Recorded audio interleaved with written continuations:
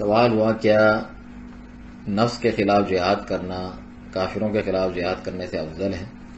اس کے جواب میں شیخ صالح الفوزان حفظہ اللہ فرماتے ہیں کہ یہ ممکن نہیں ہے کسی انسان کے لیے کہ وہ کافروں کے خلاف جہاد کرے مگر اس کے بعد ہی کہ اس نے نفس کے خلاف جہاد کیا، اس کے بعد ہوتا ہے۔ چنانچہ جو جہاد کے مراتب ہیں وہ اس طرح ہیں: جہاد النفس، پھر جو ہے جہاد الشیطان، پھر جہاد المنافقین، پھر جہاد العصاة من المسلمین، پھر جہاد الکفار، یعنی نفس کے خلاف جہاد، پھر شیطان کے، پھر منافقوں کے، پھر مسلمانوں میں سے جو گنہگار ہیں ان کے، اور پھر جو ہے کافروں کے خلاف۔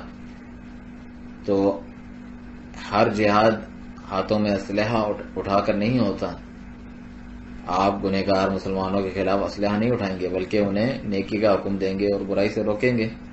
اسی طرح منافقوں کے خلاف بھی اسلحہ نہیں اٹھائیں گے بلکہ ان سے جدال کریں گے، ان کے شبہات کو باطل قرار دینے کے لیے اور ان کی حجتوں کو توڑنے کے لیے۔